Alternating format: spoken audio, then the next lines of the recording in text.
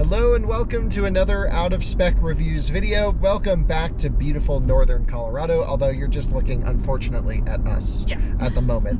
And welcome to our Audi e-tron. This is the full-size fat e-tron. What do you think of this? I love my girl. Yeah, this is Alyssa's car and she's been cruising and it's just so nice. I'm going to throw the massaging seat on. And so call. Just an awesome car. But you know what's not so awesome about this car?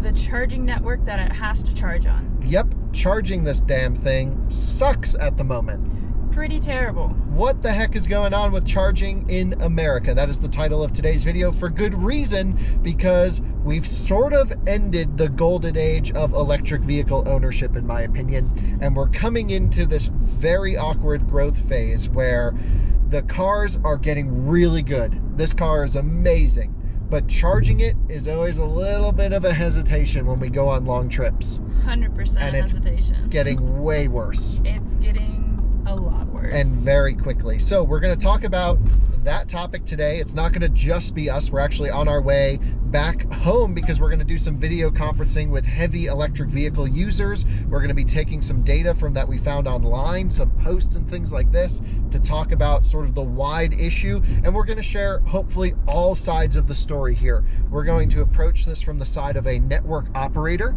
We're going to approach this issue from the side of a user, which is what we are. We roll up to a station. We just want it to work. Right. And we're also going to approach this from the side of sort of the nerdy, crazy people like me, which is like, what the heck? Why is this stuff not working? Charging an EV shouldn't be hard. Should not be hard at all. In fact, it has to be easier for it to work compared with gas vehicles. And actually, a lot of people come to me for car advice. Well, there's everyone's first problem. But, you know, they come to me for car advice, and I've kind of stopped recommending electric vehicles. Yeah, I've seen that trend a little bit more over the past couple months. Yep, and it's just like, partially it's selfish because I don't want cars blocking chargers. I want to be able to charge my own cars. Right.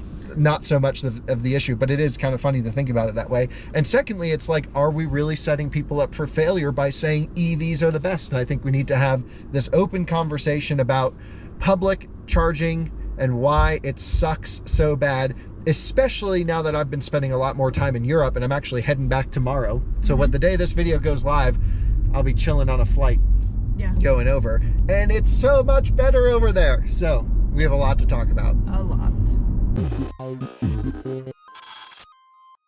I think it's probably best to start the video talking about the high-level recent history of electric vehicle adoption in America. So, what was your impression of the rollout of EVs? Because you haven't gotten into it since recently. No, I mean, I was pretty much 4 years ago or something, and that was when Tesla was the main, and that's what we drove, and I didn't have any issues with it. I think the only issue I had was sitting there. Right. So originally, EVs launched, cars like the original Nissan Leaf and the original Tesla Roadster. There was no high-powered charging network. You were limited to your home charger or your workplace charger, and you were kind of on a leash. And there were always those couple guys, like myself, I would consider an early pioneer, that would go campground to campground, road tripping in the really early days. I kind of wish we had filmed all of that, the early stuff. But, that's before infrastructure was really put in. And then came the first round of, I would say, useful infrastructure, both from the Tesla side. Tesla launched superchargers on main routes in California, and I think DC to Boston was one of the first ones as well. And this was a really important situation because it was like, oh my God, I can take my electric vehicle on a trip. Right. And those were 90 kilowatts. Yeah, 90 kilowatts to start. It was about roughly 1 hour you would spend charging your car. And yeah, I mean, that was just a big deal. Then came the public infrastructure around the same time. There was like a big EVgo rollout in the early days. There were some other ones on the West Coast. Gosh, I can't even remember the names of half of them, but AeroVironment was hugely involved on the West Coast side of things. And, 50 kilowatt max charging, 100, maybe 120 amps, 125 if you were really lucky, but that 50 kilowatt class of charger. And, that was pretty amazing. I remember I owned an i3 when these networks started going, or when EVgo started putting in their first networks in Raleigh, their first chargers there. And that was like the most exciting thing. I think we had 4 stations all around the outside of the Beltline. And I remember every day driving by, checking on the installation of everything and seeing how it was going, and wow, what an exciting time. And I was like the only one at chargers, and every EV owner knew each other, so I knew everyone in town, and we knew this was going to become a thing. Oh, of course. But what sort of happened, and what I would say spurred expansion, was Tesla. Right. Yeah, I 100% agree. They built, at least at the time, the best long-range electric vehicles, and by far the best charging network. We've been to, at least previously, we had been to almost every Tesla supercharger installed. Now we can't even catch up. There's a great Twitter account called Tesla Charging, and it's like 3 times a day new superchargers come online. It's just like an insane amount, and they're still just blowing the doors off of everyone in America with charging infrastructure, I think. Just going crazy putting chargers everywhere. And that really allowed EVs to just work. And then cars like the e-tron came out, and the I-Pace around 2018, 2019, where when these cars were launched, there was no network to charge these on long distance. Right. No. Yeah. So what's funny is, because of the charging networks expanding recently, this car's value has shot up. Because now you can use it on long distance. When this car was delivered new, this was 2019, well, maybe it's a late 19, it's basically a 2020, but maybe an early version of this car, it was like you were on a leash from home. It was like back in the early days.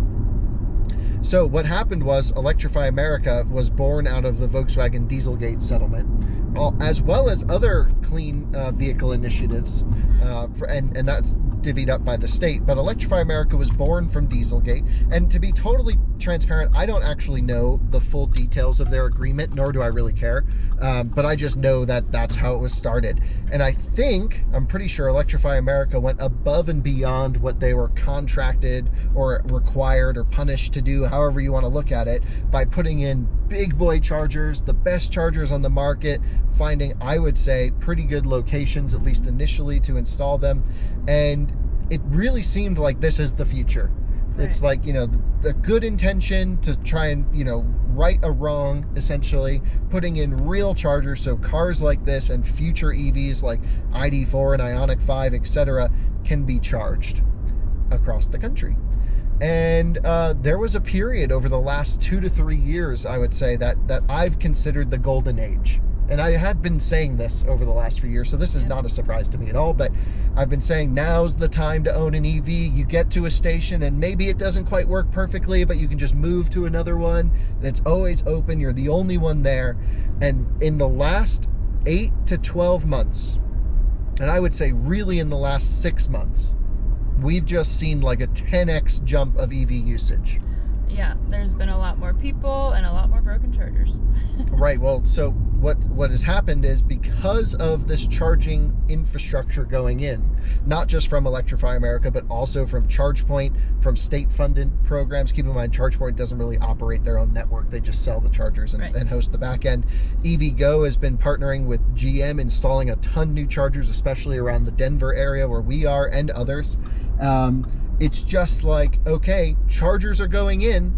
And so when you load up PlugShare or one of these apps, I still use PlugShare as the best charging finding app. You go like, oh, I'm thinking about buying a Volkswagen ID4 or an EV6 or whatever it is. Can I charge it? And you see all the dots on the map and you go, wow, I can go everywhere. Right. Then you start rolling up to stations now, and it's like, oh, you got to wait in line, or 3 out of 4 are not working. And so it doesn't tell the whole story. And this is the problem we're getting into now. Huge electric vehicle adoption, and I would say almost a regression in charging infrastructure, because things are being used so much more frequently, they're breaking so much quicker, and we just haven't seen, really from any charging provider, the effort to maintain and expand the network, except for Tesla.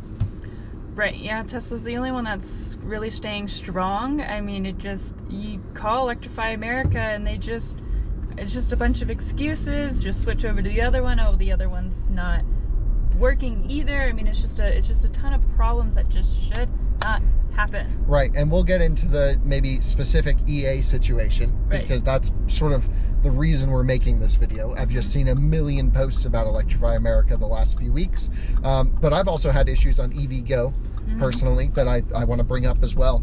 And I think that's sort of what we want to do today. We want to show you the problem from a few different perspectives, and I think we'll start from the user perspective, which is, I think, the most important perspective, because at the end of the day, all that matters is that when you're driving an electric vehicle and you're on a trip, is that you roll up to a charging station that you know is there, you plug in, and that not only does it charge, but it charges you fast, which means everything's lined up and good for you to get in and out as soon as possible, and you charge on the first time you plug in. Right. Okay, so let's talk about your recent road trip experience, the most recent one. Did you make a video about this or no? I did. The last transport video on motoring is shows all the charging problems that we had. And what is that video called? Do you know? No. Okay, but what vehicle were you driving? I was driving the Rivian. Okay, is it the one you went with Liv? Yes. Okay, yeah, so that video won't be hard to find on motoring. No. And so I think I was a little bit too nice to EA in that video, and I should have been a lot harsher. Explain what happened. So, was traveling from Fort Collins to Denver to pick up Liv, and then going from Denver to North Platte, Nebraska. And every single charging station that we hit, and I think it was about 4 in total one way, so 8 in... Right, because it was the same return trip. Right. So 4 different locations, both having to hit twice. Right. And every single charging stop that I made, I had to switch at least once or twice. And first it was just, I could stay on the same unit, so I didn't have to move my car, but I had to change handles. Oh no, we were about to document hitting 203, but now I hit 38. Oh no, maybe this was the wrong handle. No, it was the right one. Was it the right one? So I had to stop the session and then restart a session just to get, because it would just drop. And how did you know that you had to change handles? Because it would drop from 200 all the way down to 34. Yes, we can try the other handle, because that was the issue of the other place, but why is this so difficult? You should just be able to plug in, everything works. You should. Tesla does it fine. How is it hard for everybody else to do it? I don't know. I might be just a little hangry, it's a little hot outside, a little hungry, and now we're charging at 30 kilowatts right now.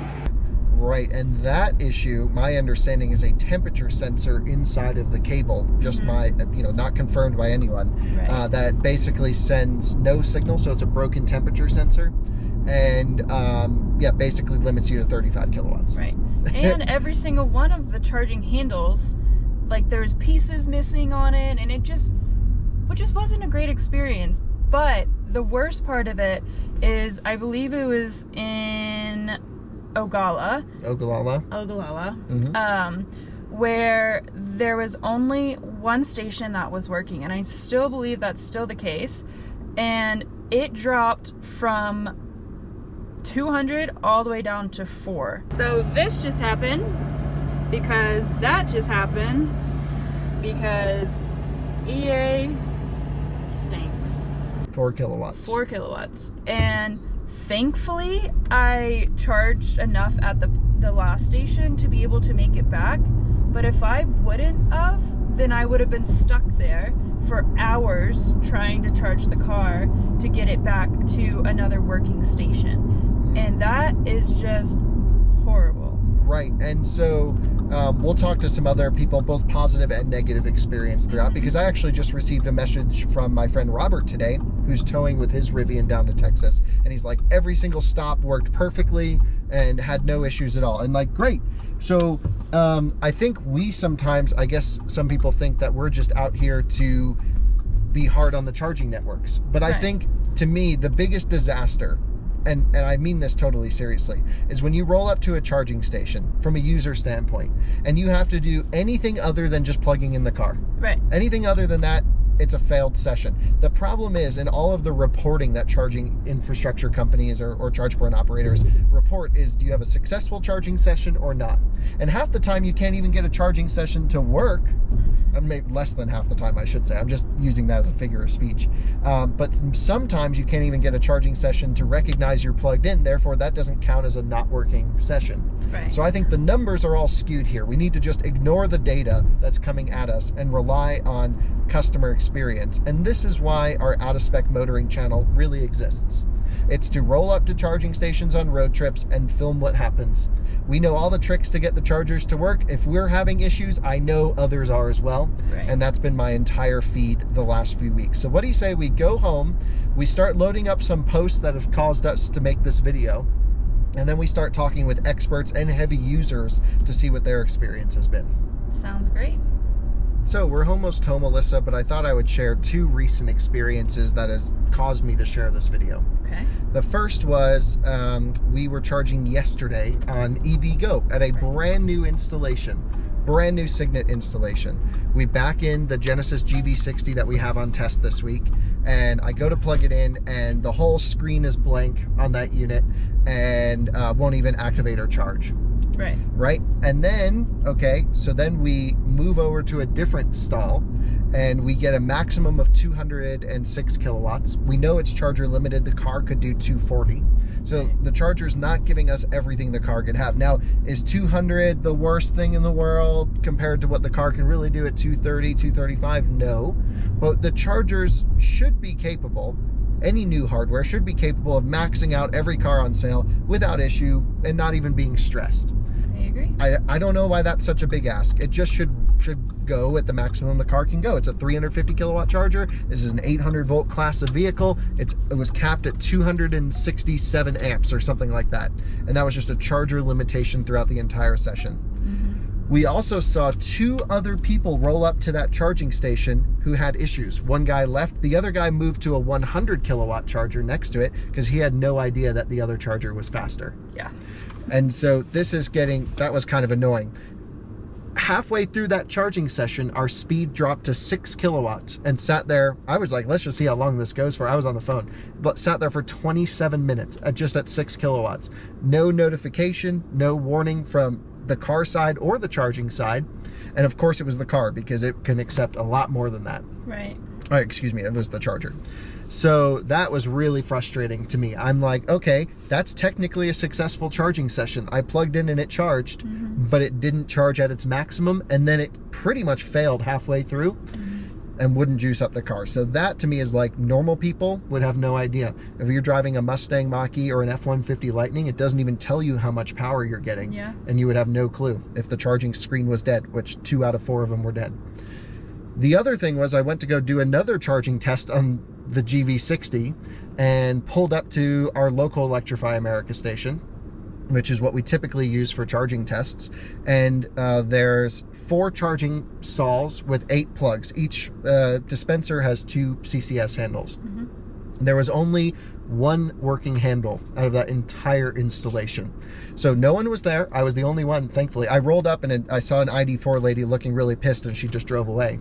And literally there was 1 handle working, and it was just at a 150 kilowatt station, so I couldn't do a charging test. Now, charging tests are like the lowest priority, right? Of course, right. I would always stop a charging test if I'm blocking someone and they need to charge and go on their way and I can redo it. But it's just like, wow, even like for our job, we can't rely on public infrastructure. Therefore, announcement, we're installing a 360 kilowatt station. We got our own, and we're going to cover the entire process of installation, running costs, maintenance, and overall what it's like to operate our own big boy 500 plus amp CCS water cooled charger.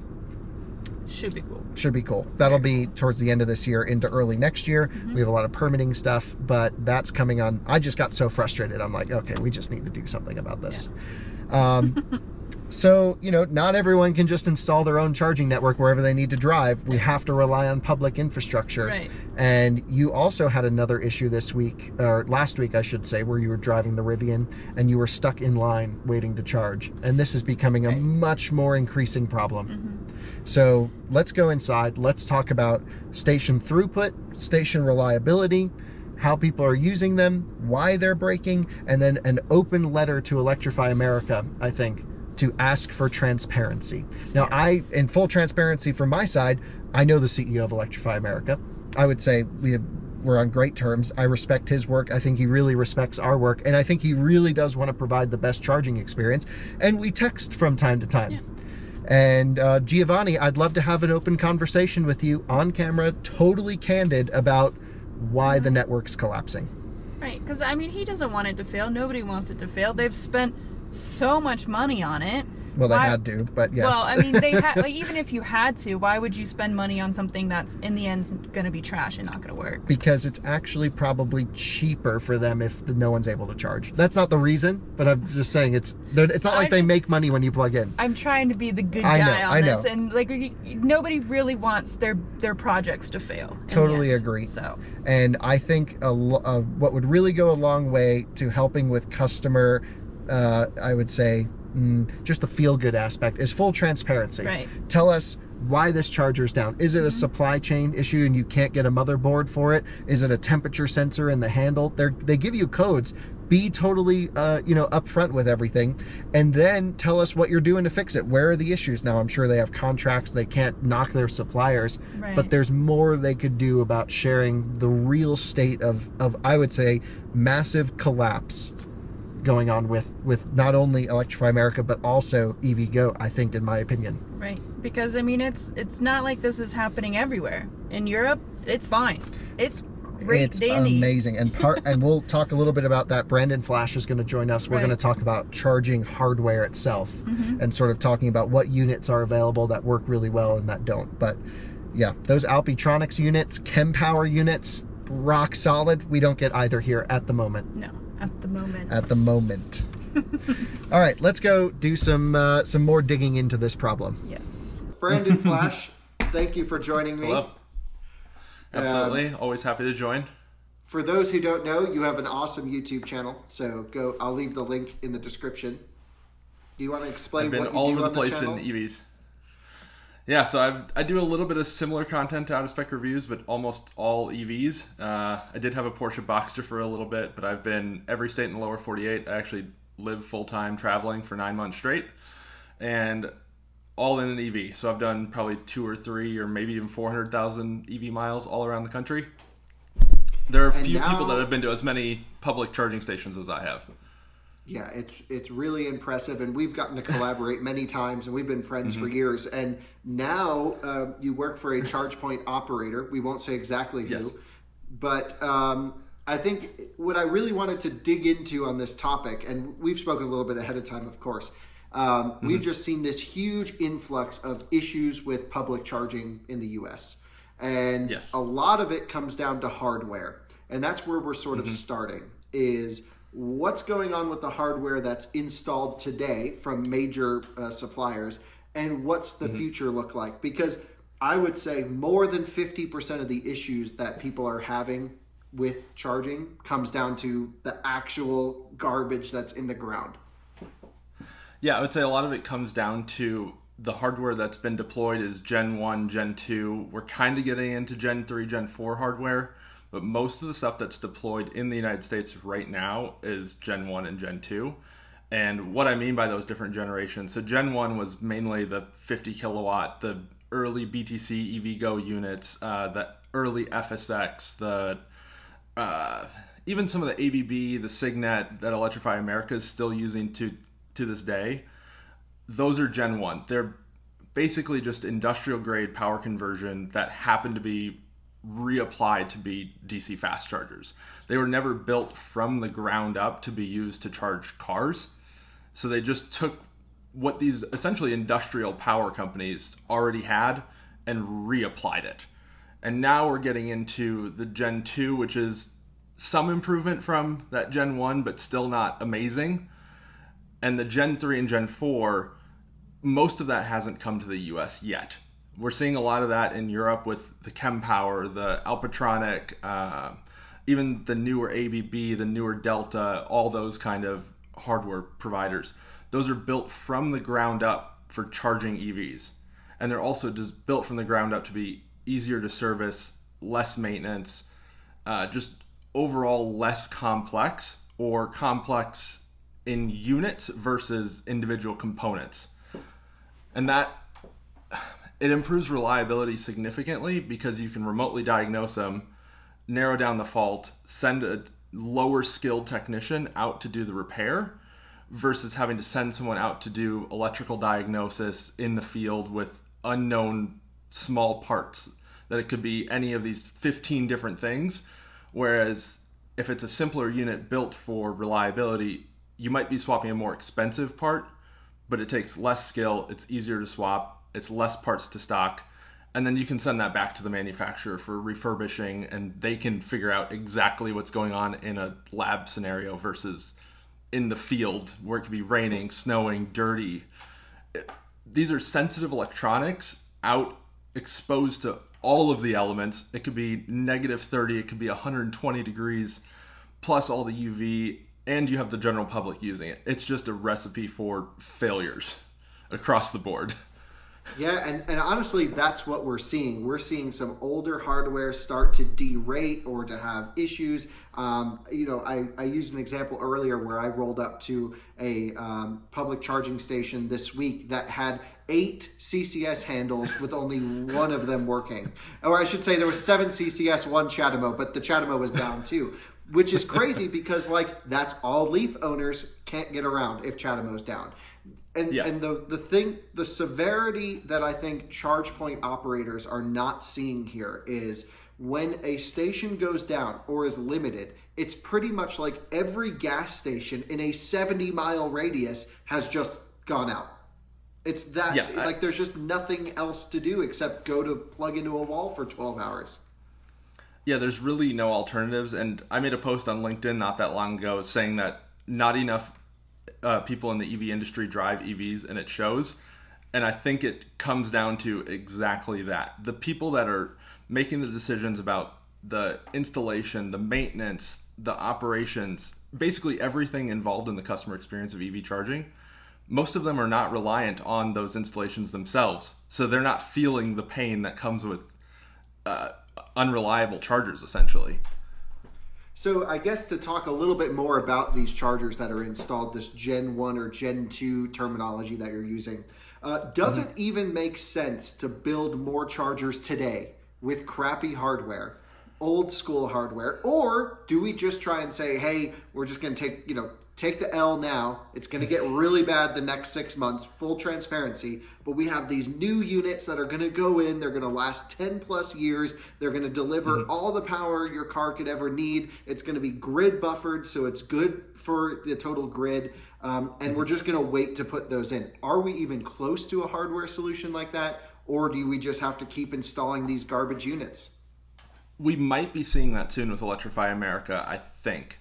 It's just a matter of whether they're willing to spend the money to replace all of their early hardware with their new custom solution.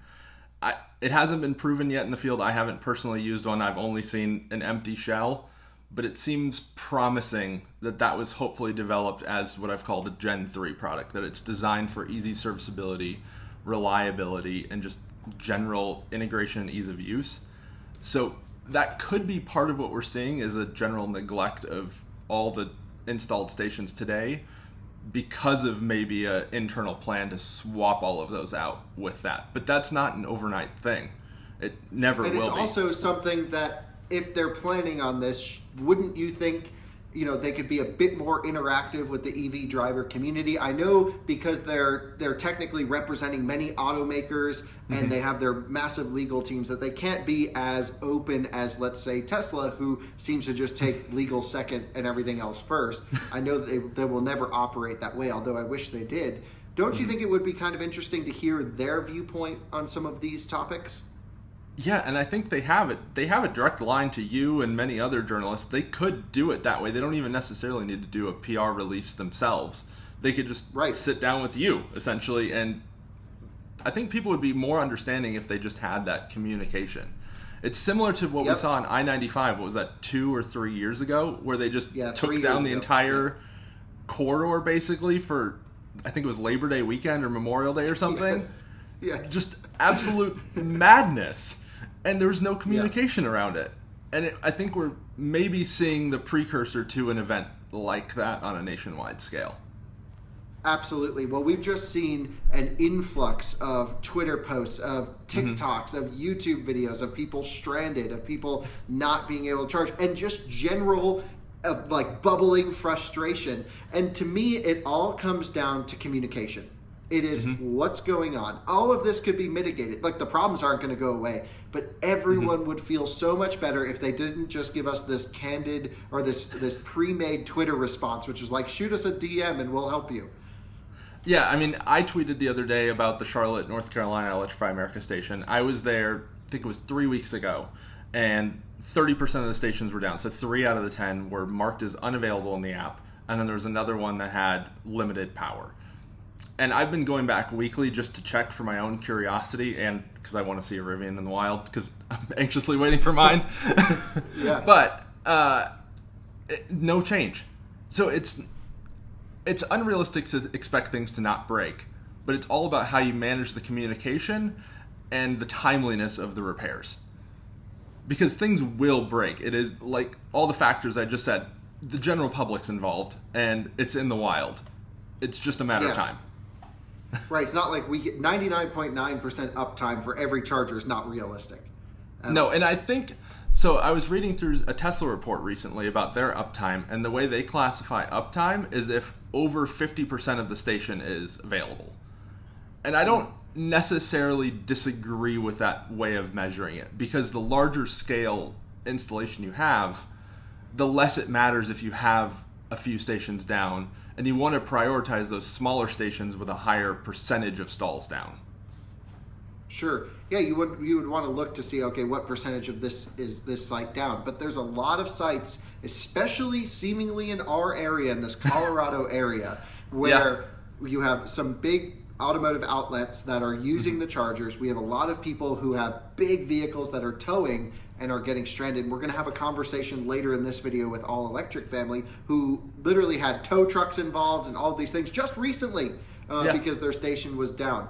And so, okay, what can we expect just to finish off this topic, which is, okay, it's possible EA is sort of letting the network have some issues in hopes for new hardware to go in. It's a very expensive situation. But what is the supply chain of getting the existing chargers back to working condition? I know temperature sensors are a big deal in handles. I know motherboards are a big issue with ABB. What's going on? So a lot of these chargers are made in Europe or in Asia, which does add complexity to the supply chain. But I think that can be managed by the network operator having their own stock of parts and replenishing it very frequently as they're taken. So I don't think the supply chain concern is as much of an excuse today. We've been dealing with supply chain concerns for the past 18, 24 months that everyone should have realized that this is a problem and taken steps to mitigate it. So 2 years ago, it was totally realistic that if you needed a part from Italy or whatever, you could have it in 2 or 3 days, no problem, or even some local supplier, but that's just not today. So you have to have your own stock of parts. And because you sort of know the back end of this, does it make sense to contract local electric service companies to fix your chargers, or does it make sense to have your own internal team like Tesla does, where they send out a Model Y with Tesla service on the side with all the hardware in it, and the guys are so cool and they're just like, yeah, we're just fixing this charger, I'm going to this one to go up, refresh that, and they're just like driving to every station, and that's their full-time job. I haven't seen anything like that from any other charge point operator. So I think there's a hybrid model in there because Tesla has the vertical integration to be doing that, and none of these other charge point operators have that because it's a different hardware supplier, it's a different software supplier, it's a different operations team. But I think that also comes down to that Gen 3 hardware I was talking about of ease of repair. So right now you generally do need that more skilled technician with cooperation from the operator, from the hardware manufacturer to be able to even repair it. Otherwise, you're not going to be able to do it. It's not like a car where you plug in an OBD scanner and you know exactly what faults there are and, oh, it's that temp sensor, I'll swap it, all is good. It's not that simple. It's like repairing industrial grade electrical equipment. But when you can do just power module swaps as one person or an entire control unit, reliability should improve. because you can send those lower skill local technicians out. Totally agree. I mean, I think the future is really bright. It's just who's going to be able, we haven't even gotten to the topic of the financial working with a high-powered DC station, which it's possible to make money with DC charging, but very rare cases at the moment. And those, we'll have a whole series on this topic coming up. But just touching on that right very briefly, I think that's actually a factor in this conversation as well, because if the station's at reduced capacity, it's actually saving them money because their site demand charges are less. So they're absolutely they're incentivized in the wrong way. And it also comes down to a lot of the... They're incentivized to shut everything off. Yeah. Yeah, and it also comes down to some of the funding programs. So the VW settlement money that I know EVgo has gotten a large chunk of, different organizations using ChargePoint hardware have gotten a large chunk of. Those funding programs are typically only for new installations or expanding existing installations, but not ever replacement or maintenance, which is a huge problem. And a lot of these companies or organizations are not set up to be operating charging necessarily. They're not in it for the long haul. Yeah, totally agree. I mean, we could have a 6-hour long conversation about these topics, and perhaps we will on the Out of Spec podcast dig into this a little bit deeper as well. But I think from a hardware perspective, what that is deployed in Europe, which no question they're far ahead of where we are now. You've spent a lot of time using hardware over there, as have I. What are you excited to see come to the U.S. in the near-term future? I'm very excited to see both Kempower and Alpitronic come to the U.S. I think it's going to be a game changer in the U.S. market. Totally agree. For two very different reasons. Charging. Right. Well, Kempower's got the full integrated network solution with DC charging, sort of this web with one centralized charger and then dispensers everywhere, similar to that huge installation we filmed in Germany. The Sortimo Park. The Sortimo Park. And then Alpitronics just works, and they rip, and they're awesome, and they look great, and it's just the best unit on the market. And they have bright screens and big screens and clear interfaces. They just work. And that's exactly what we need in this industry, is hardware that just works. That way you can take it to the next level and do cool things like site level load management and different tiered pricing and integrations with other services. That's when you can get to that level, once you have the basics down.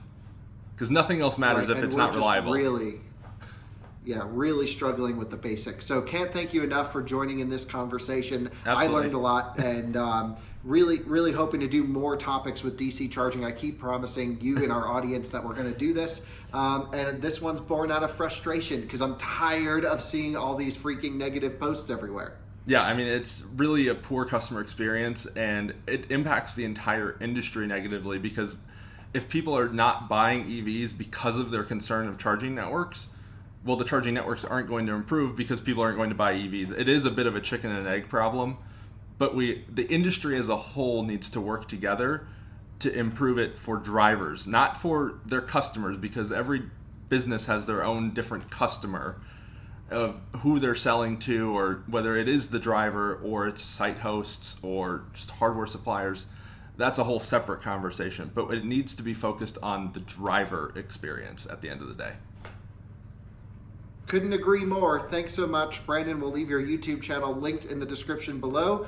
And I think we'll call up my dad now and see what he has to say, because he's done a lot of EV road tripping over the years. A real pioneer, I would say. Yeah. Early days EV stuff, and he's got the Dave approach. So thanks, Branden. Thanks for having me, Kyle, and looking forward to seeing what everyone else has to say as well. And now I am joined by my dad from the Out of Spec Dave YouTube channel. You're a YouTuber now, Dad. I am, yes, I know. I have no one to thank except yourself for getting me interested in doing this. So it's been a fun journey. And what are some of the topics that you cover on your new YouTube channel? Look, I spent some time with the new GV60, my new Tesla. I'm doing a series where I talk to people about their own experiences with EVs. I'm just keeping it real, like nothing super formal.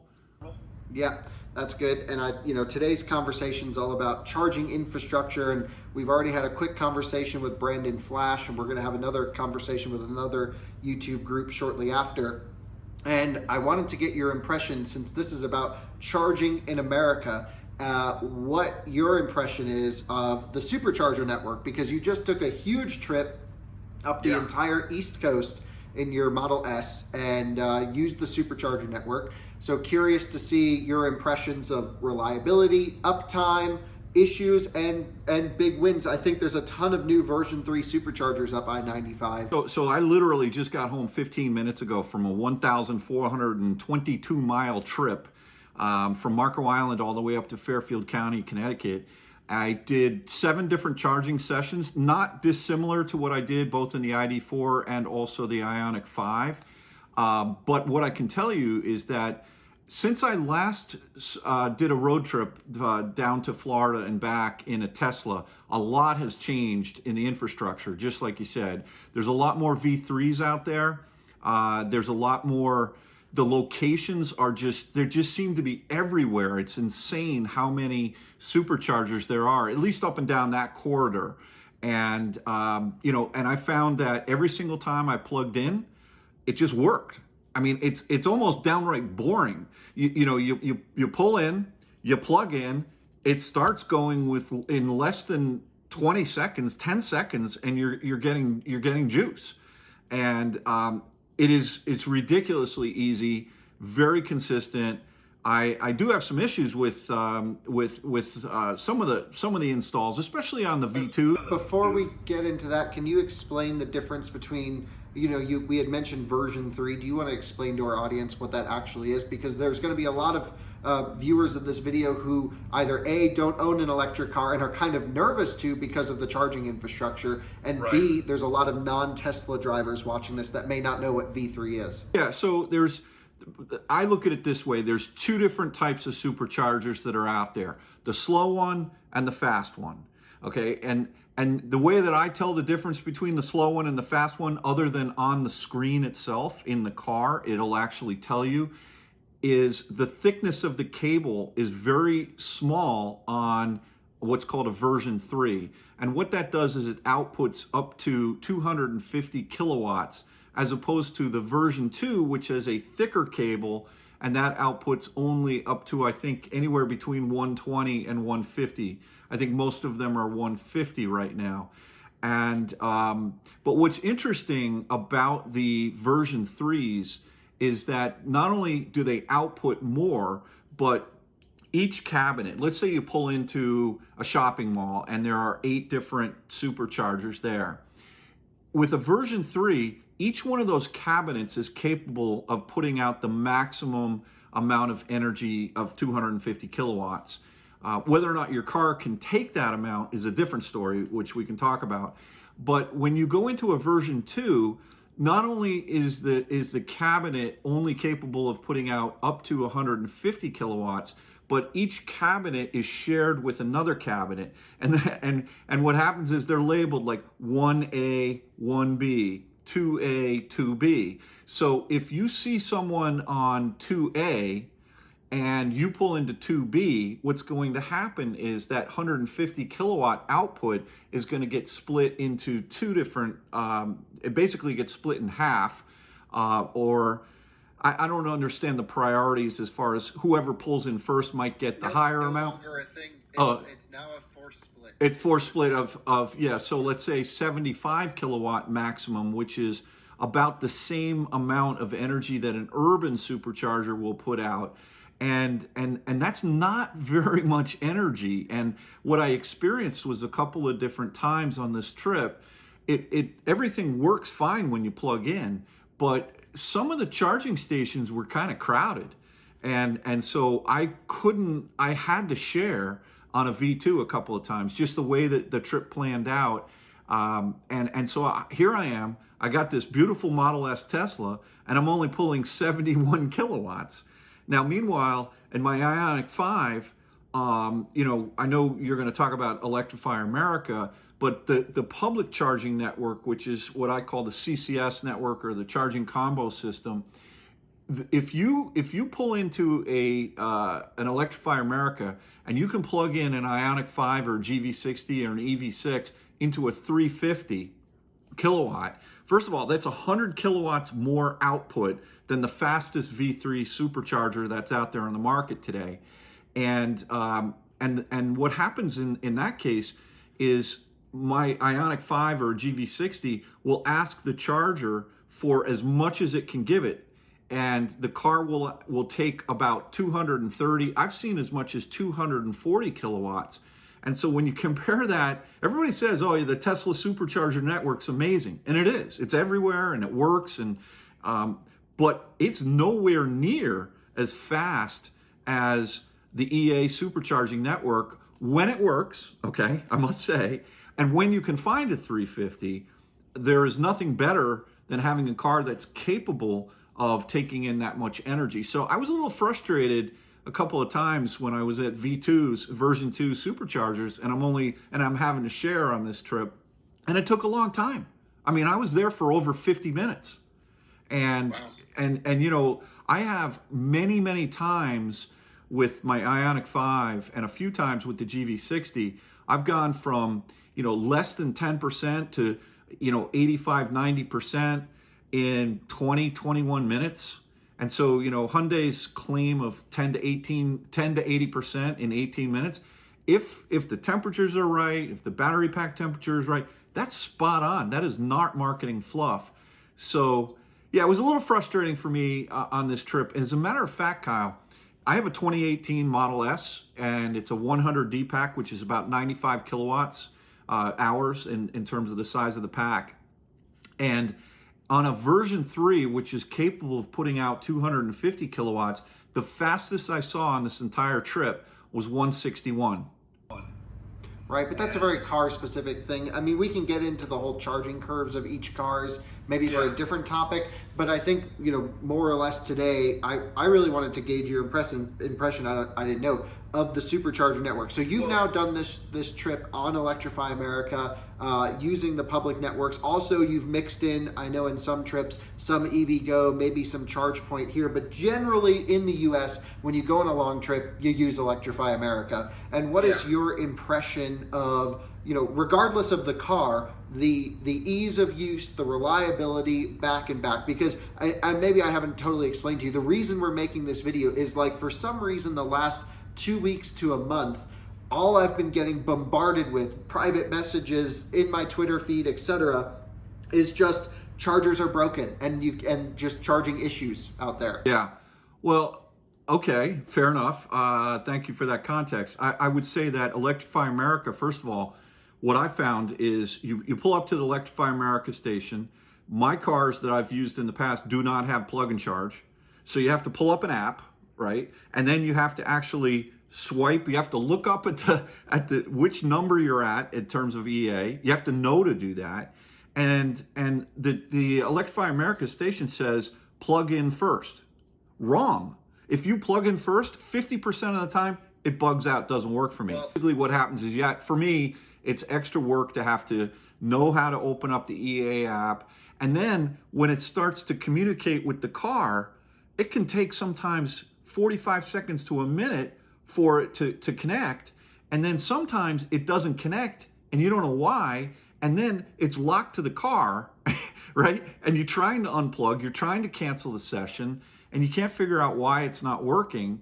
And there are certain stations that I know, and they have 2 different handles, which is confusing. I've seen people walk up and try to plug into the same station that I'm plugged into with the same head unit. And, you know, look, there's 2 there for a reason. One is because if one of the handles is broken, you can use the other one, but you can't use both those handles at the same time.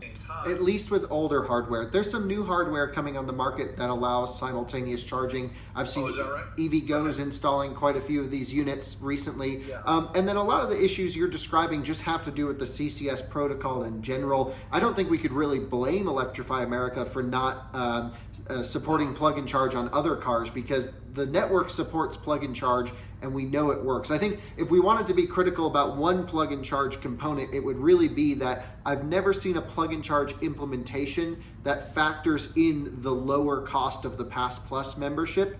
Therefore, it's actually cheaper to swipe with all Ford products and Mercedes products, etc. But that's really on the automaker integration of the network more so than anything. A couple of situations where I've actually owned two ID4s at the same exact time, and when I go to charge both of them at the same time, the app won't let me do it. In other words, Well, first world problems right there. No, but I'm just saying, like, you had a fluff, so I had to call EA and get that changed over. But I would just say it's look, when you think about the challenge that Electrify America has in terms of having to support so many different brands of cars and so many different different situations where cars can pull different amounts, there's a lot of confusion out there in terms of what is it the charger that puts out 350, therefore if I have an ID4, if I have a Kona, I can actually get more energy. And what I find is that there's a lot of I don't even think it's misinformation. People just don't know what they're doing. Some of the people that I talk to at the charging stations, they don't even understand the difference between a 150 and a 350, let alone how much their car can take. So, there's just a lot more to think about when it comes to Electrify America. And there's been a lot of situations where you'll pull in and certain stations will just be down, and there won't be any explanation per se as to why it's down. And you call them up and they say, let me restart it, and they're very nice on the phone at EA. Really good. They have a great customer service. Really good call center. Phenomenal. These people are super nice, and they truly, genuinely try to do their best to help. But it's just, there's a lot going on here with, and one of the reasons I say EA all the time, two reasons. Number one, in my experience, there's nothing out there that is putting out the amount of energy that my cars can take. Perhaps there are some charge points or Easy Goes. I could probably. Easy Go is really the only competitor in the segment. But the other problem, and I say this is a problem, I have, for example, my wife's GV60. It's got 3 years of free EA charging. So why would we ever go to an alternative charging system or a network if they're giving us free charging? And that sounds like a really good thing, but in my opinion, Kyle, I think the manufacturers they're doing the wrong thing by incentivizing so many sales now.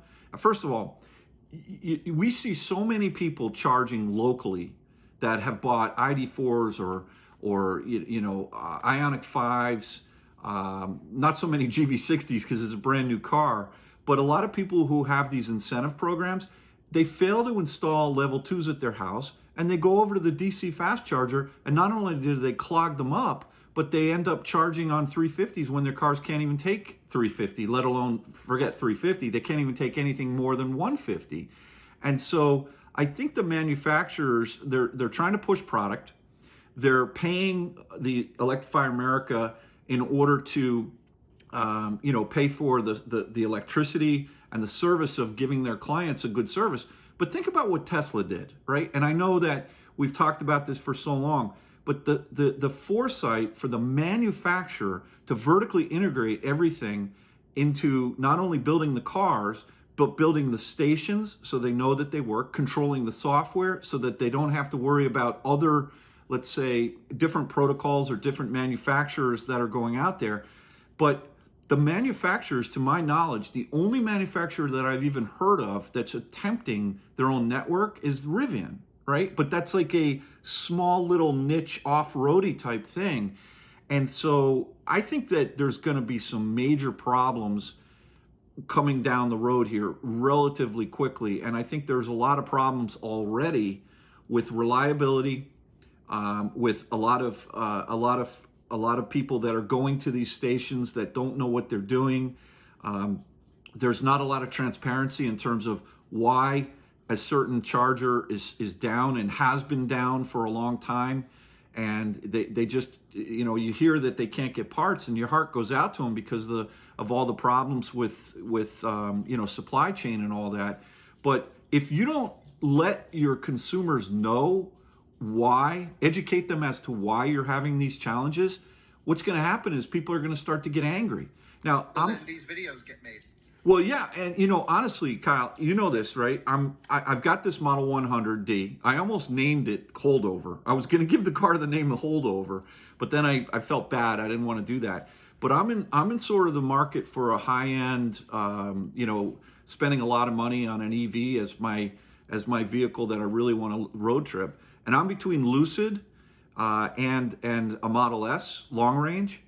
And I will tell you, after this trip, and I just got home now, whatever it is, 25 minutes ago, I'm not so sure I want to spend over $100,000 on a Lucid when I'm going to rely on the Electrify America station. It's not only downtime from a lot of the stations, but it's the location of the stations of these Electrify Americas. Oftentimes they're not right off the road. You got to go 5 minutes or 10 minutes off the road. A lot of times they're at Walmarts, and I find that the locations of these Tesla chargers are so much better. They really are. And even though Lucid's going to throw 3 years of free energy at me, I'm not so sure. I mean, that's going to become a major contributing factor as to my buying decision that the car is actually on the CCS network. And the fact that, these manufacturers are just completely outsourcing their entire the entire way for someone to propel their car, then I think that's a problem. Now, one thing I'll pause here in a second, but I just want to point out one thing. For daily driving, everything we're talking about is completely irrelevant, right? You put a level 2 in your house. I have a 110 in my garage. It's enough for what I need. It's enough for both what my wife and I need for daily driving.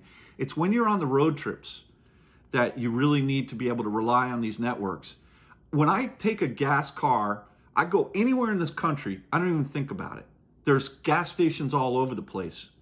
Why go backwards, right? So why go to a non-Tesla sort of platform if you're going to be spending north of $100,000 on a car and have to worry about whether or not you're going to be able to charge it, or worry about whether or not you're going to be able to make it to your destination because of either reliability issues. Now, when these Electrify America stations work, Kyle, they're unbelievable. They're really good.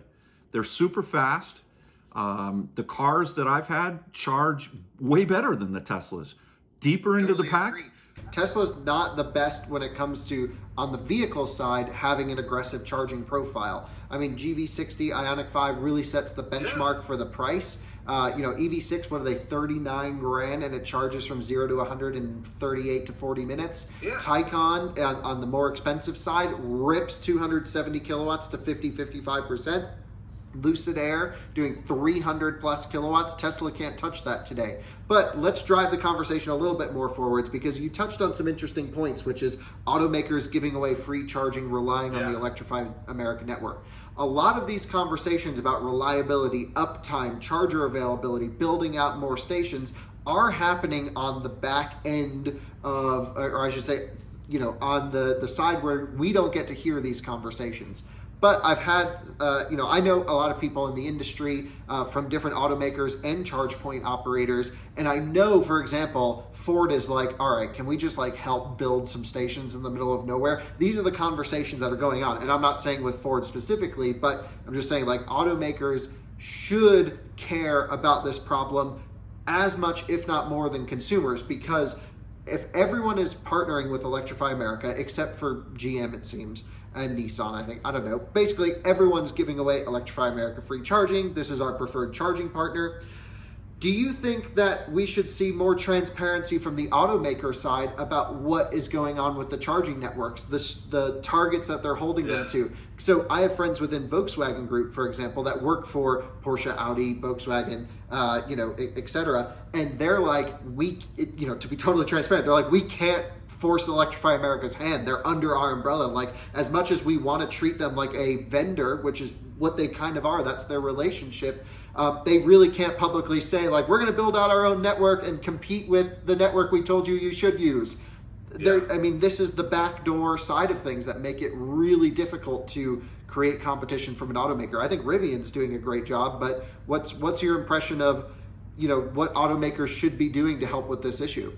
So look, the only reason that Electrify America is as far along as it is because of Dieselgate.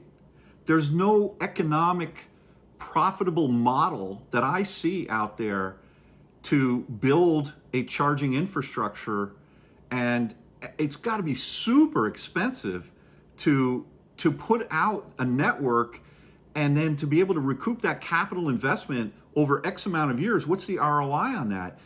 Well, right now they don't really make money just sitting there. Every time you plug in some cases, they lose a lot of money. Yeah, well, what's interesting is, you were teasing me because I was price shopping. I was like, oh, Naples, Florida, between noon and 9 p.m. is 56 cents a kilowatt hour. I'm sorry, at Supercharger versus 26 cents if it's off hours. And you're like, Dad, what does it matter? Just plug in and charge. But listen, when I shop for gas, I go across town to the cheaper place, and so there's so many variables that are going on in making this decision. As far as, first, is it Tesla that I want to use, or is it CCS? And that device you have in your car, that CCS Tesla device, that to me that's one of the main reasons why I think I'm going to end up buying a Tesla, is because not only will I have the entire Tesla network, but in a pinch, if Tesla's filled up, then I'll go overflow and I'll go over to an EA or to another to a charge point or to a EVgo, and plug into a CCS there, because I want to have as many places where I can actually fast charge, DC fast charge as possible. And right now, if all you have is a CCS car, I'm not so sure that it's going to go the other way around. I don't know that Tesla's going to open their network to CCS, at least here in the States. I think they will, and I think we're right, within a few weeks away from it. I think we're pretty close. Okay, well that would be good. So anyway, Tesla, it's just so simple.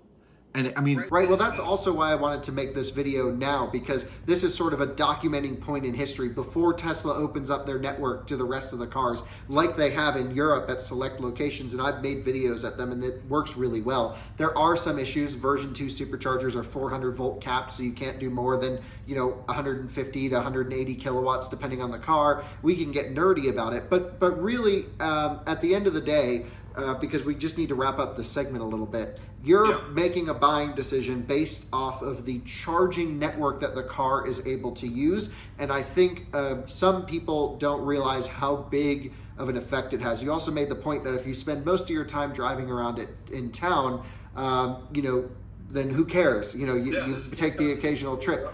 Absolutely irrelevant. But people buy Range Rovers and they never drive them to the top of the mountain. It's nice to know you could go somewhere easily if you wanted to. And a lot of cars aren't bought on need, they're bought on capabilities, or at least perceived capabilities. And I think personally, automakers need to do more to either build out competing charging networks like Rivian is doing, and they're building it specifically for them, and it's locked, and that's a whole nother conversation. My opinion is they're gonna open it up to the public at some point next year as well. I think we'll have a fully open charging network by that point, and I think that's probably for the best. But right now, if you go on a trip, there's no denying Electrify America is your only option. And in some routes, it's amazing. There's no issues at all. And you've experienced that, and I've experienced that. We've beaten the Cannonball record on the network. We've given them all the positive stories in the world. It's by far the best. The challenge is that, look, I think I feel it's good you're asking me tonight, because I just got home from a 2-day road trip in a Tesla, and I probably wouldn't have said that my buying decision, whether it be Lucid or Tesla Model S, would have been based on this, on the network, but after this 2-day charging, experience with the Tesla, Kyle, it's just so simple. It just works. And I'm pretty good at Electrify America, but one of the things you also have to keep in mind is that when you pull into an EA, if there's 6 stations, only 2 of those are 350s. right? And if you got two of them down and one of them is being, you know, used by someone that can't take the juice, then you're limited to what you're even going to be able to pull. With Tesla, I don't know. It's just so much easier. But you're limited in that case too with version 2s and splitting. Like, I think getting max power is secondary to just pulling up, plugging in, and getting the charging working. Yeah, well that just works every single time. And I've owned Teslas. So you didn't have to move your car once on this trip?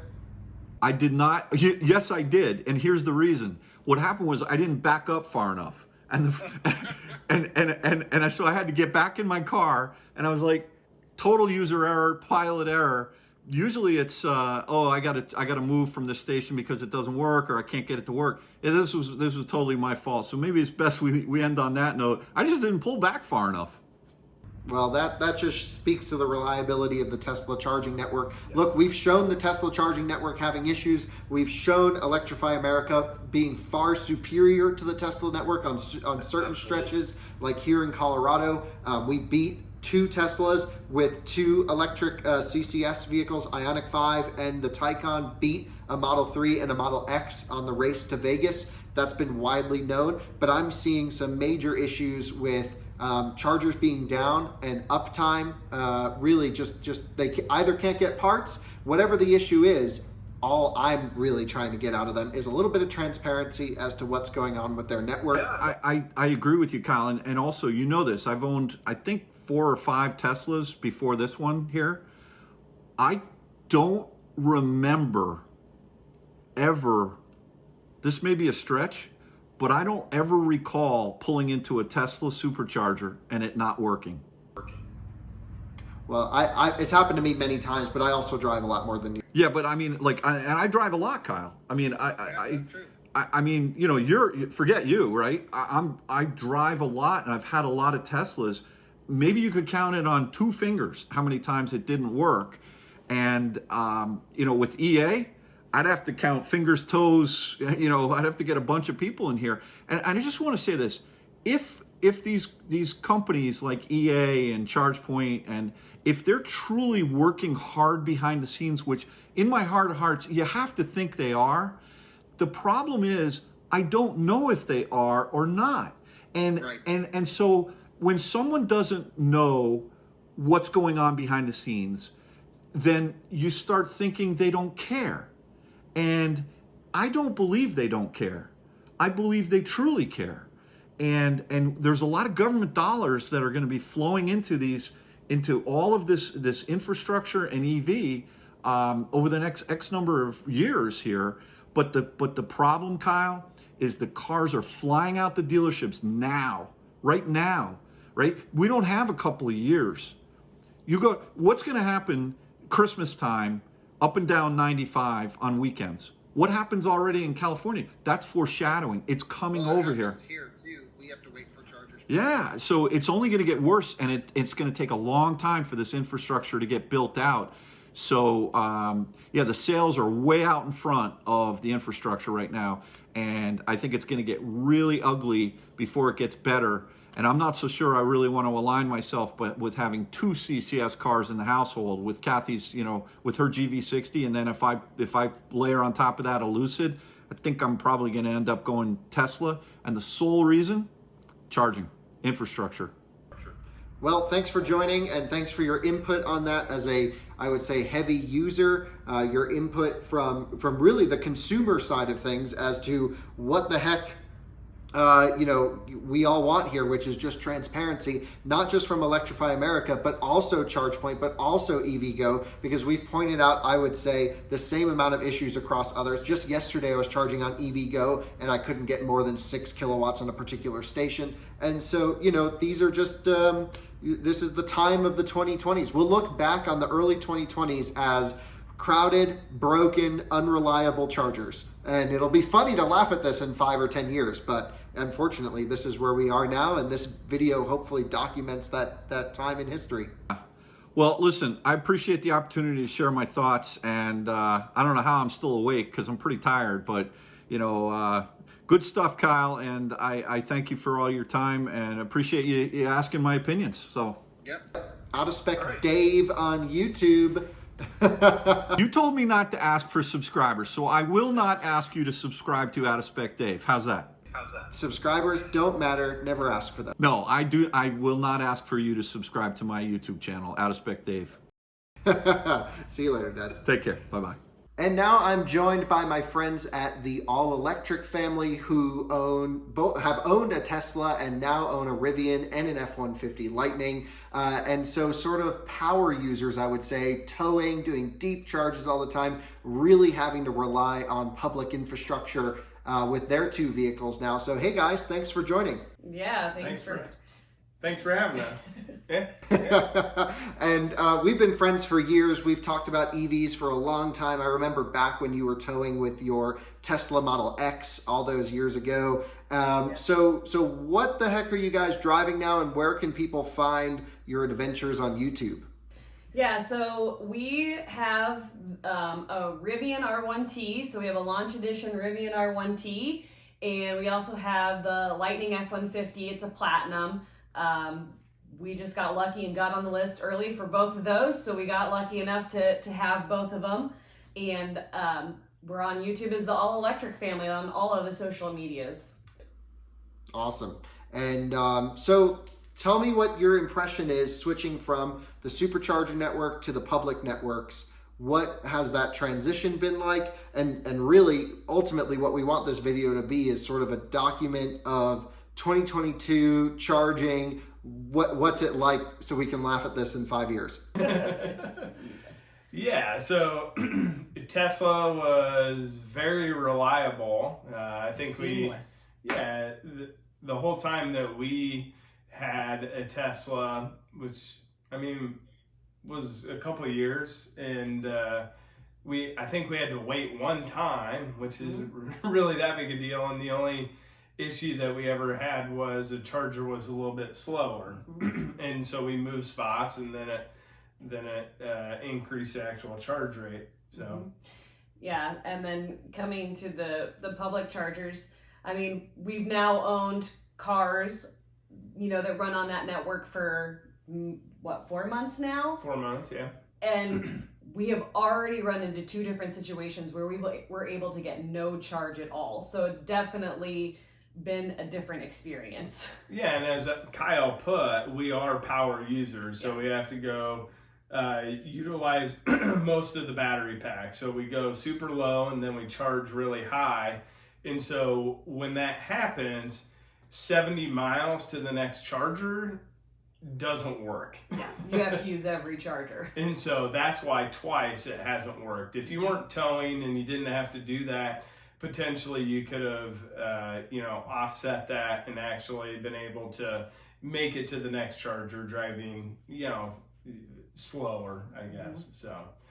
So I think recently I heard of you guys arriving to, was it Ogallala, that was completely out? And Alyssa's had issues at that station, which she mentioned at the beginning of this video. But that particular site has had issues for a really long time with no fix in sight. So then you unhooked the truck, went to Colorado to a separate network, which was a free wire unit, which was so new it wasn't turned on, or what was going on with that?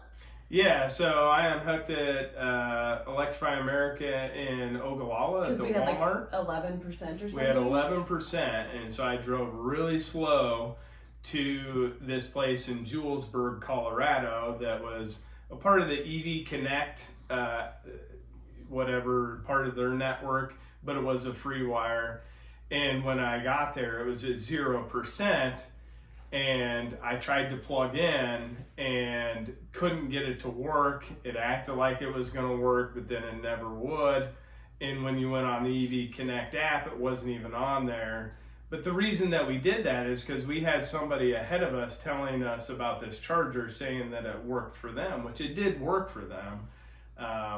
Anyways, and it did never work for us. So well, the that Ogallala night it charger didn't work. True. Yeah. Mm-hmm. And so what happened? How did you fix the situation? How did it all play out? So unfortunately, we had to get the vehicle towed back to Ogallala and hook up to a J1772, which was provided by the Nebraska Public Power in Ogallala there and charge up enough. And then when I woke up in the morning, this charger in Julesburg actually showed up on the EV Connect app, and I made sure that I had enough charge to get there and back in case if it didn't work again. So I got there the next day, called EV Connect, and they knew that the charger was there, and they reset the charger, and then that charger actually worked after that. Interesting. And I remember you had mentioned there's a very, FreeWire is a new charging hardware provider that's coming onto the scene. And it's a really innovative product because they have a battery pack built in for grid buffering. But you had mentioned that you actually didn't have a positive experience with the battery pack in the unit. What happened?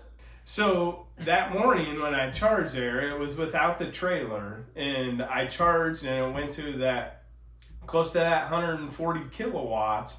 And then I drove back to Ogallala, got the trailer, was super excited about the day, got back to Julesburg with the trailer, with the family, hooked up, started charging it, ramped up to 140, and then it was pretty immediate, maybe 5 minutes, something like that. It dropped down to 20 kilowatts, which we talked to the owner and found out what Kyle just said, that it's actually has a battery pack inside. And so we had depleted that storage, and the person that was charging there before probably depleted it too.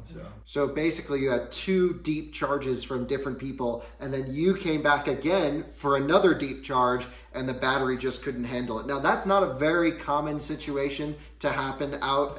I just thought it was an interesting one to bring up, especially as charge point operators start to think about grid buffer storage to reduce demand charges and other things that, hey, sometimes these middle of nowhere chargers do get rapid use occasionally, and it's just something to buffer in. But I would say overall that's a very rare circumstance and probably a fine charger to keep there.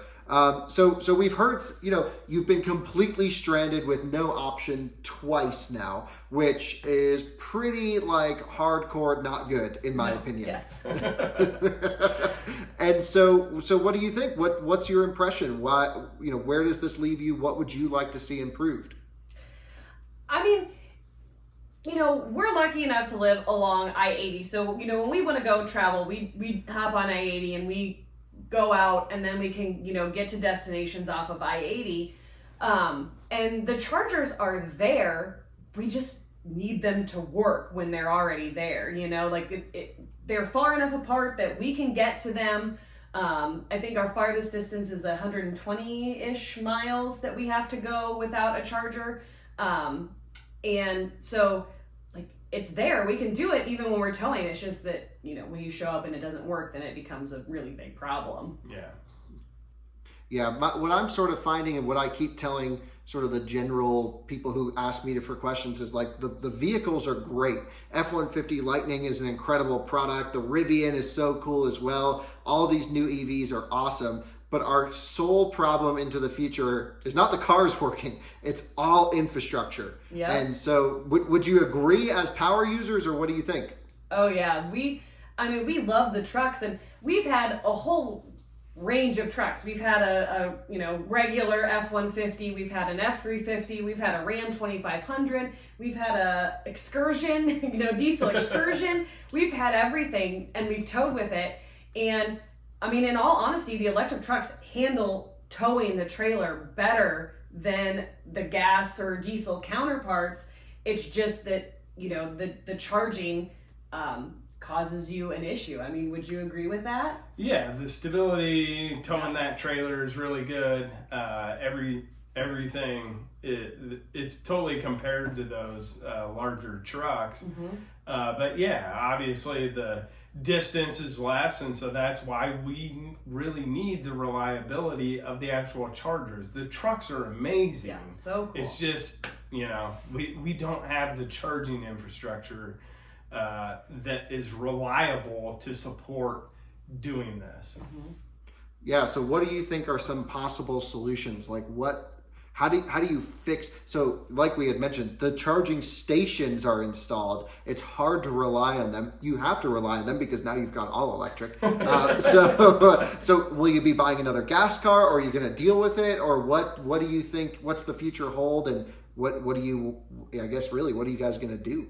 So we are going to stick with it, and we will just continue to document what's going on, whether that's, positive, which we hope in the future that's what it's going to be, or the negative about it. Because like, if they're going to sell the public these amazing vehicles, they have to know what the negative aspect of it potentially is, because you're spending a lot of money on these awesome vehicles, but if the infrastructure isn't there, nobody's talking about it, then we can't move forward and get that awesome infrastructure that can actually get more people to actually want these vehicles.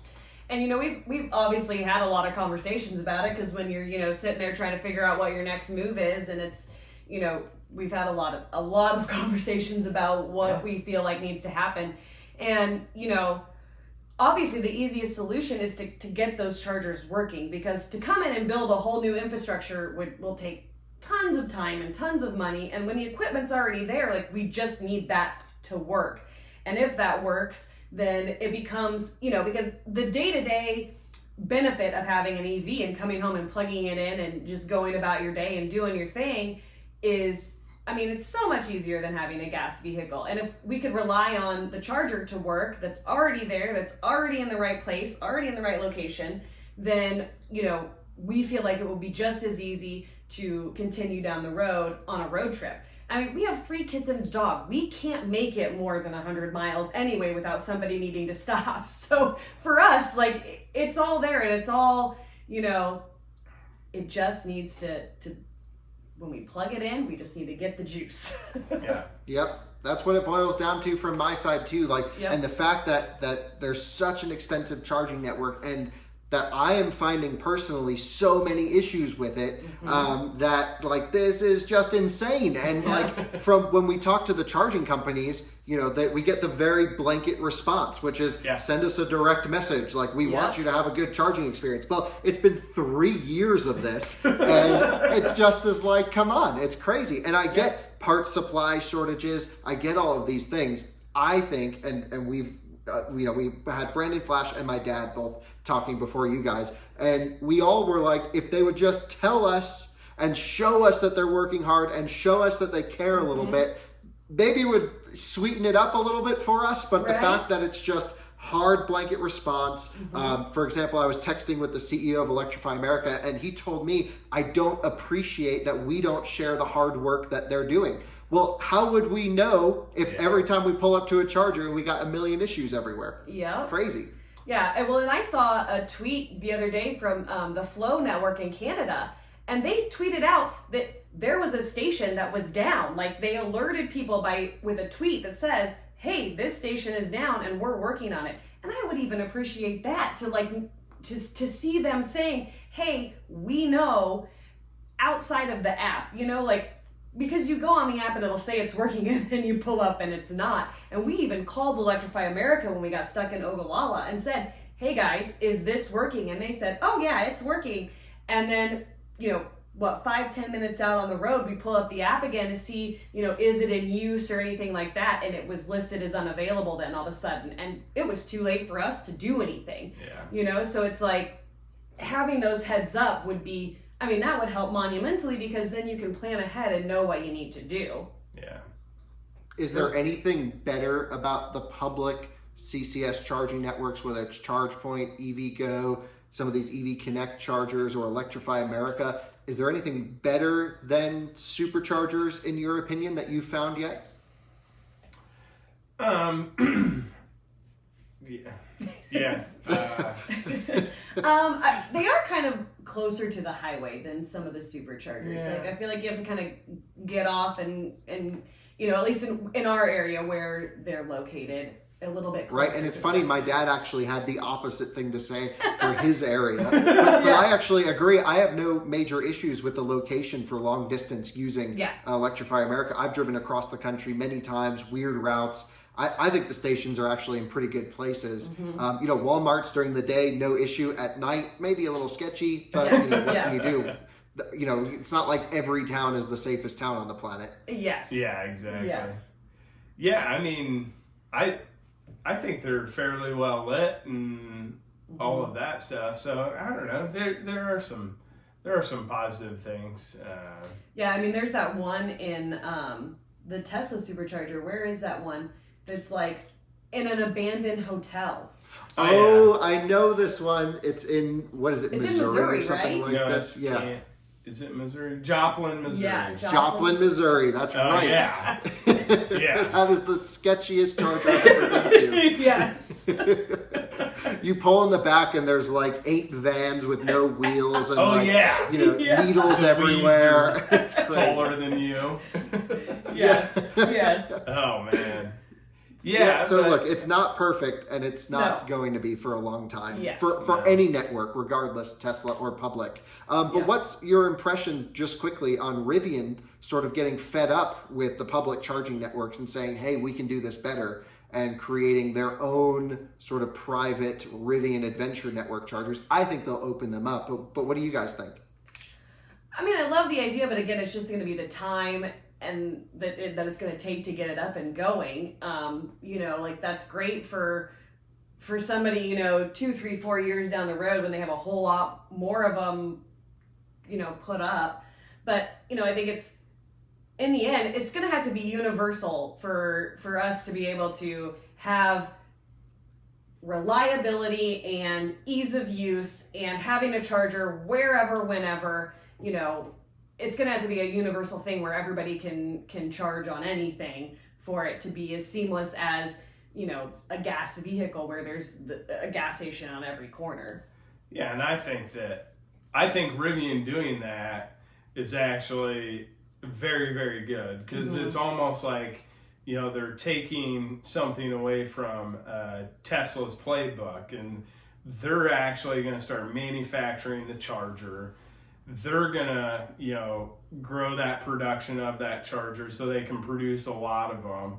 And then they're gonna be in charge of actually taking care of that charger, which they have skin in the game because they want their vehicles to actually be a good quality vehicle. And if the charging is, subpar or, worse than that, it's going to make the vehicle look bad. Go back to what you were talking about. These are amazing vehicles, but unfortunately the chargers make them look like they're incapable of doing things that they very easily can do. Mm-hmm. Yep, I totally agree. And that we had this conversation with my dad just previously as well, which is like automakers, publicly at least, don't seem to care. They're like, oh, you get 3 years of charging with EA. Good luck. Not our problem. See you later. And honestly, for legal reasons, for semantics, whatever it is, they can't publicly comment on this stuff. All they have to say is, we've chosen the best vendor we could find, and it is what it is. And unfortunately, that's just not good enough. Well, and we've already seen it because, we don't have any of the story of our trip to Colorado up on YouTube yet. It's coming, but we put it out on TikTok, and people have already made comments towards, well, I guess I should get the Rivian, and it's not the Rivian versus Ford. It was completely the charging network situation. So we know when this video goes out, it's gonna look bad on Ford, but it was not the Lightning's fault, and so they do they're gonna have to start caring in some way, shape, or form, because as more and more information goes out, people are gonna form their opinions based on what they're seeing, and it's not. They're just going to assume that it was a problem with the truck rather than the charging network. Certainly. Well, these are all the crazy things, and we'll see what happens over the next few years about how this all plays out. But certainly, I think right now, everyone knows that there's issues out there, and some people are just remaining quiet and not saying anything. Some people like us are being very vocal about it because we want it to get better. Yeah. And, and I think that's the answer here is just full transparency from everyone. Show what you're working on. Let's all do this together to get stuff working better, rather than us having to make these videos to be like, well, we just have no clue, so we're just going to assume nothing's going on. Yeah. Yep. Yeah, and we're all not gonna tweet to Uncle Elon to, you know, open his supercharger network. Right, yeah. And honestly, that will be a whole different video if the network opens up in the US, and it might change everything. And so we'll just have to see. And so that's also why I wanted to make this video now before that might happen very soon. Yeah. And sort of document the, I would say, struggled times we're in at the moment. Yeah. Yes. But Cool. yeah. Well, thank you guys so much for joining. And Thanks, Kyle. yep, All Electric Family on YouTube, TikTok, Instagram, all the other places. All of it. And really, I suggest you guys follow because they're doing like crazy long trips, towing, going off-roading with their trucks. Like, it's just the content you want to see. At least the content I want to see. I love watching it. So thank you guys for joining. See you later on. Yeah, thanks, Kyle. And well, there you have it. That is sort of the state of charging in 2022. You know, I wanted to bring in other people to share their opinions, so this wasn't a very one-sided approach. I actually learned quite a bit, especially from my dad, where he hasn't had that many bad experiences on EA on the networks he's run. I also just had a conversation with my friend Robert, who's driving from here in Colorado to Texas in his Rivian R1T, pretty much only using Electrify America. He said every time he rolled in, it charged and he got maximum power at each stop. So look, it seems to be isolated to certain areas, or you're just lucky or not when you roll up to a good charger. The problem is it's not consistent everywhere you go, which seems to be the recurring theme with the Tesla supercharger network. Now, I personally have just road tripped my Model S from Los Angeles to here in Colorado, and I actually skipped a couple Tesla superchargers because Electrify America stations were either more powerful, although every time I went to an Electrify America station on this trip, I had derating power, so it didn't actually save me that much time. The only time it actually did was when I was in Las Vegas, where every Tesla supercharger was full, and I was able to charge up enough on an Electrify America station to get to the next, and that worked out really well. All of those videos will be done and posted on our Out of Spec Motoring YouTube channel. The point of Out of Spec Motoring is to become a documenting, just like this video, of what the state of infrastructure is today, from different routes, different cars, different different countries. We do a lot of European road trips on that channel as well. And it's really just to say, hey, taking road trips in electric vehicles, what works, what doesn't, what was our experience. We're not out to point fingers. We're not out to show one network is better than another. I have no automaker stock. None of this really matters. Ultimately, I just want to be able to travel selfishly without many issues. And unfortunately, it's just not the case today. And I think it's going to get worse with more cars sold, more traffic at stations, and let's hope that we get some better hardware over here in the US sooner rather than later that can handle all this demand. So can't thank you enough for sticking through this long video. I hope this resonates with some charging companies to show, hey, we're not trying to point out faults. We're trying to figure out what is going on. We're asking for transparency from all of the charge point operators in America. And we also want to help let electric vehicle owners know what they can do to make the networks more reliable for other EV drivers. Thanks so much for watching. Hope you enjoyed this one, and we'll see you in another Out of Spec Reviews video soon. Bye-bye.